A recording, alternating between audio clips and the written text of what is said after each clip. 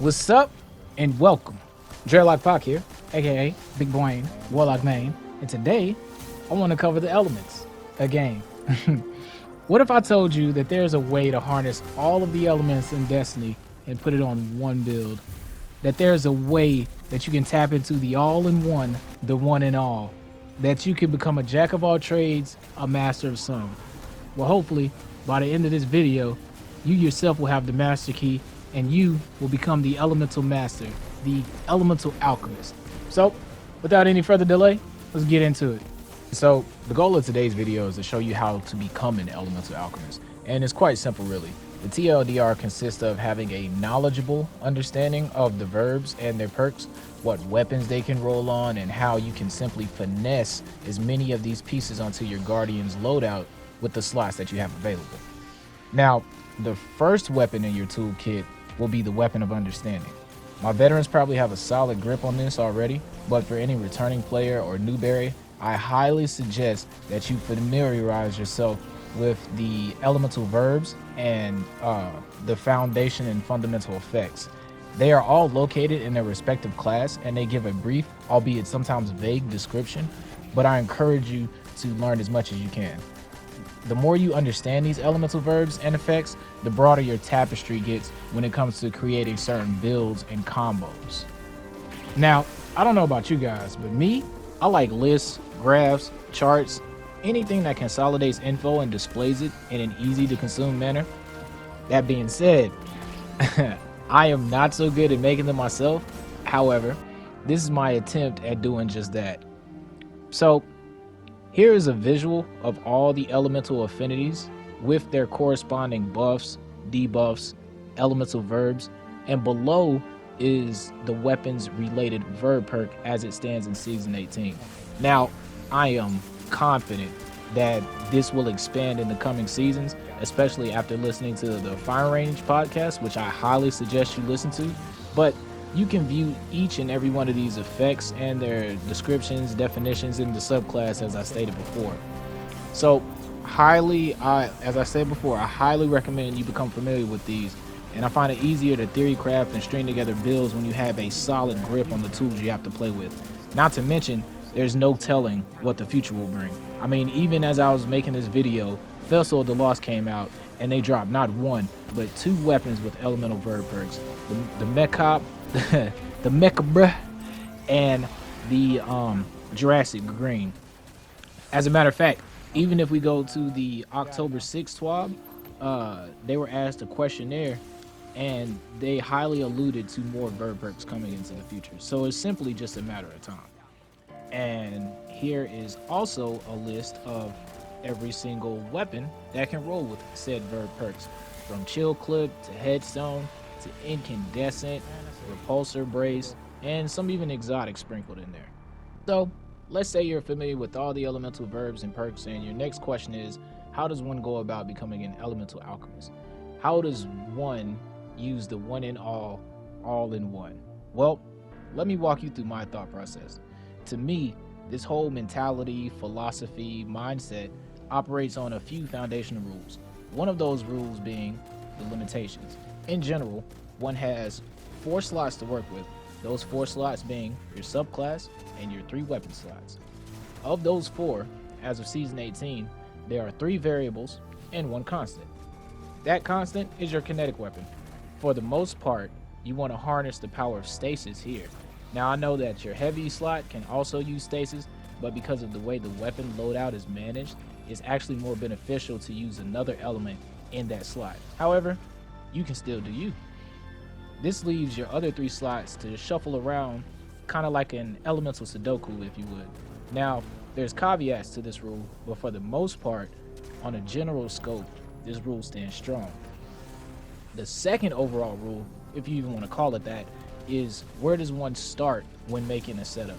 Now, the good thing about this rule is you can often find the answer to this in that exact same question, because you can do this however you want. Say you really like your Deliverance or your Riptide with Chill Clip. Well, that covers stasis. In our energy slot, we can go with something like Incandescent on the BXR or the Jurassic Green. And for our heavy slot, we can tap into something like Volt Shot with the new linear fusion rifle this season, Sail Spy Pitch Glass. And that leaves our subclass, which can be Void. And boom, there you go. Access to multiple verbs at the tip of your fingers, all in one build. Let's do another example. Maybe you really like your Solar subclass with Calibans, and you really like your IS Luna or your Luna Lotta with Headstone. Alright, Stasis and Solar again covered. Then we can go with something like the Mecha Bruh with a Volt Shot in our energy slot, and then maybe use something like the Other Half or the Type N with Repulsor Brace. Boom. Once again, we have all the affinities at the tips of our finger in one subclass. The one and all in one. And see, we didn't even utilize an exotic weapon. Said we wanted to go Aegir Scepter in the kinetic, or maybe Cryosthesia. How about Jotun or Skyburner's Oath? Or maybe we wanted to go Shadow Heart or Tractor Cannon. You see what I mean? There's lots of flexibility, and the more weapons that get access to the verb perks, the more expansive this mindset and this setup will become.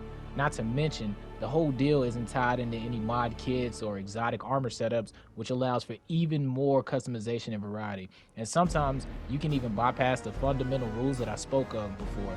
Think of something like Fellrunner's Helm being able to apply suppress across any subclass.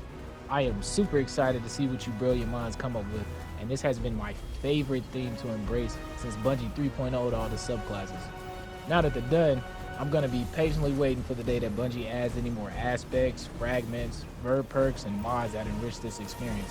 And after listening to their most recent Massive Breakdown podcast with Vivian Bex and Chris Proctor, they left some very tantalizing details, and I'm so stoked for the future. I could go on a whole tangent of things that I'd like to see, and probably will in another video, but for now, I'm going to leave that to y'all. Leave hashtag one and all in one, with your best ideas. It could be anything from verb perks to fragments, of mods, aspects, whatever you Guardians can come up with, because I'm really curious to see the community's temperature and where their mindset is on this. Personally, I would love to see a better aggressive or utility void perk, because I find Repulsor Brace extremely situational, but when you pull off that situation, it is so satisfying. And you know what? I think that's alright. Even though the requirement for activation is pretty steep, the reward itself, I feel, is adequate. And just wait, imagine if they make something like Radiant or Cure a bird perk. It'll probably give Lumina a run for its money and make me dismantle every weapon with Unrelenting. However, as a support player, stuff like that excites me, especially when it comes to build crafting. The amount of doors that have opened up with this small batch of bird perks have me beyond excited for the future as a whole. All it's gonna take is the right verb perks on the right weapon with the right combination, and I have a feeling we're gonna see some insane levels of creativity, and I definitely welcome it and look forward to it. So, to recap, you have the fundamental elements of Destiny: Arc, Solar, Void, and Stasis. Strand when Lightfall drops in Destiny Punk 7077, but get familiar with these, know their properties, their unique interactions, and their descriptions, and I promise it'll pay off when it comes to build crafting. Second step, keep in mind that you have 4 slots to play Elemental Sudoku with, those being your subclass, your kinetic weapon, energy, and heavy, and sometimes your exotic armor piece. Your approach to build crafting, you can take it from any angle. Your weapon first, your favorite verb perk first, the subclass that you wish to use. The cool thing about this is there's really no wrong way to tackle this. You don't even need to embody every element if you don't want to. Say you want to just lean into too heavily, fire and ice. I simply wish to pass along this inspirational idea when it comes to build crafting and showcase what's possible right now, because I really feel like we're at the pioneer stage of next set of builds. And third but not least, the most important, make sure you embrace the power of AnimeLogic. I know I did when it comes to this, and I was inspired by the creator of Rave Master, Hiro Mashima, for his influence. The whole core idea of this build came from the Elementalist from the manga Rave Master. And anyone who knows that manga, hopefully you're familiar with the character Seig. When the protagonist went against this guy, he got straight bodied, and his archetype always left an impression on me. So, now that you have the master key yourself, get out there. Go tap into the power of AnimeLogic. Embrace the one and all in one. and show me what kind of crazy builds you Guardians can come up with. Thank you for joining me. It has been Big Brain, Warlock Main. If you like what you see, triple tap that like button for me. And if you enjoy the vibe, subscribe. It's been me in the present, talking to you from the past. I hope to catch you Guardians in the future. Adios, I'm Ghost.